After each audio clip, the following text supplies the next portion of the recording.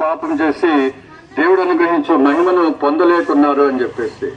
కనుక మానవుడు చిన్ననాటి నుండి కూడా పాపం చేయడానికి అలవాటు పడిన వాడుగా ఉంటున్నాడు.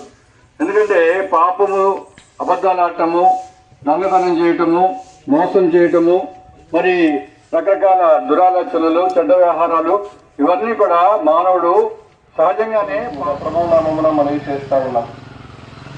పరిశుద్ధ గ్రంథం బయలుదనగా ప్రభువైన యేసుక్రీస్తు వారు ఈ లోకానికి ఎందుకు వచ్చినాడంటే, జన్మించినప్పుడు దేవదూత కూడా ఇలాగ ప్రకటిస్తూ వచ్చింది, భయపడకుడి, ప్రజలందరికీ కలగబో మహా సంతోషకరమైన సువర్తమానము మీకు తెలియజేస్తున్నాను.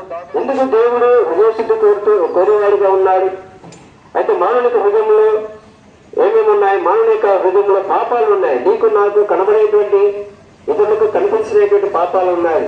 ఏంటంటే అసూయ, ద్వేషము,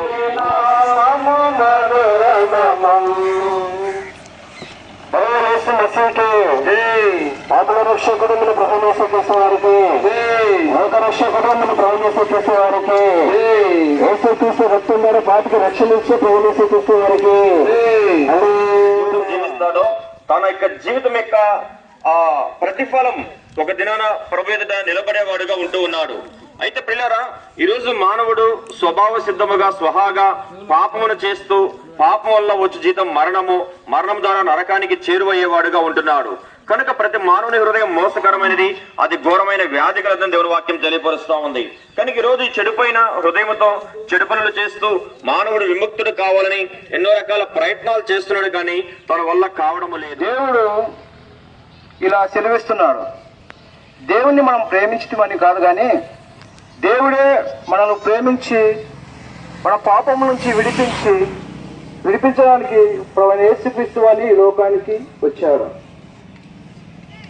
ఆయన ఈ లోకానికి రావడానికి కారణము చూడాలనేటువంటి ఆశ కలిగి ప్రతి మానవుడు కూడా ఈ లోకంలో ఆ దేవుని దగ్గరికి వెళ్ళటానికి ఎన్నో రకాలైనటువంటి ప్రయత్నాలు చేస్తూ ఉంటున్నాడు. ఎన్నో రకాలైనటువంటి మంచి పనులు చేస్తూ ఉంటున్నాడు.